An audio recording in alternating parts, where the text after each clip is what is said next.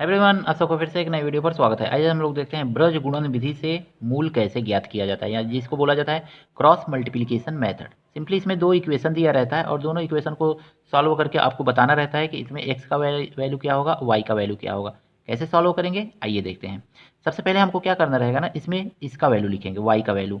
Y का मतलब हो गया, आप अगर में कोई इक्वेशन लिखते हैं तो क्या लिखते हैं, A X plus B Y plus C, यानी y के साथ जो लगा हुआ है उसको हम क्या बोलते हैं b, x के साथ जो टर्म लगा हुआ है उसको बोलते हैं a, और प्लस c जो होता है कांस्टेंट टर्म होता है इज इक्वल टू 0 लिखा जाता है।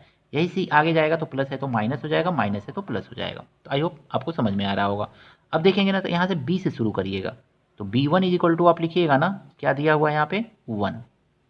उसके बाद c1 लिखिएगा, c1 इक्वल टू क्या दिया, 5 इक्वल के आगे दिया है ना, प्लस है तो माइनस, माइनस है तो प्लस। इक्वल के आगे जब भी दे तो अपोजिट सिंबल लिखिएगा, प्लस है तो माइनस, माइनस है तो प्लस। अब a1 लिखिएगा, a1 आपका क्या है 2 है, तो इज इक्वल टू आप लिख लीजिएगा 2 सिंपली। इसी तरह से सिंपली b2 लिखिएगा, दूसरे इक्वेशन का b2 a2, ये b2 c2 a1 होता है, तो a2 होता है। b2 कितना है आपका, तो 2 होता है। C2 जो दिया है कितना दिया है, तो ये अगर में देखेंगे तो -8 लिख लीजिएगा। और A2 कितना दिया हुआ है आपका, तो ये A2 दिया हुआ है आपका, सिंपली देखेंगे 3 दिया हुआ है। अब आपको फार्मूला लिखना है, इतना आपको आई होप समझ में आ रहा होगा।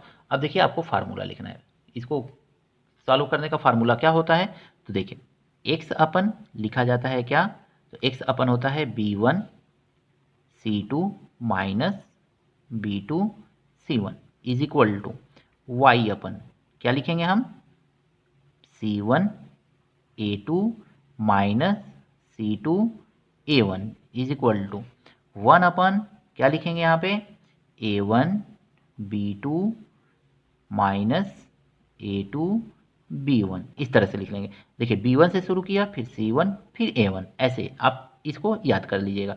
यानी b1 c2 b2 c1, b से शुरू करना है, a पे लाके ख़त्म कर देना है। फिर आगे भी अभी प्रोसेस देखेंगे। तो अब देखिए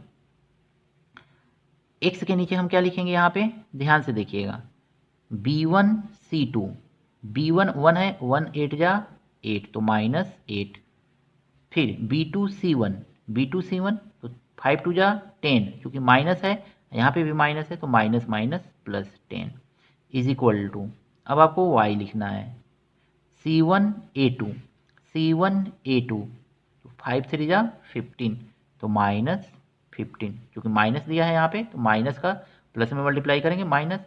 फिर देखिए यहाँ पे माइनस होता है, बट यहाँ पे एक माइनस है, 8 2 जा 16 करेंगे -16।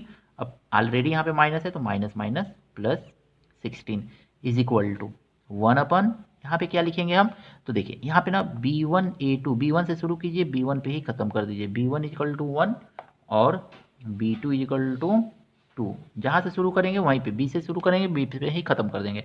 अब देखिए a1 b2, a1 b2, 2 2 जा 4, सिंपली लिख लीजिए 4, और a2 b1 यानी 3 1 जा 3 -3, कोई सिंबल नहीं है तो जो सिंबल रहेगा वही यूज कर लेंगे, बस इतना आपको कर लेना। अब इसको सॉल्व करते चले जाइए आगे। तो देखिए क्या करना है, अब x अपन आपको क्या मिल गया, 2 मिल गया, इज इक्वल टू वाई अपन आपको क्या मिल गया, 1 मिल गया, इज इक्वल टू 1 अपन आपको क्या मिल गया, 1 मिल गया। अब x के साथ एक बार इसको लीजिएगा तो आपको क्या मिलेगा स्पेशली, तो x अपन 2 इज इक्वल टू 1 अपन 1, इस 2 से यहाँ पे मल्टीप्लाई कर दीजिएगा तो आपको x का वैल्यू क्या मिल गया यहाँ पे, तो x का वैल्यू मिल जाएगा आपको यहाँ पे 2 1 जा 2, 1 से डिवाइड करेंगे तो वही आ जाएगा 2।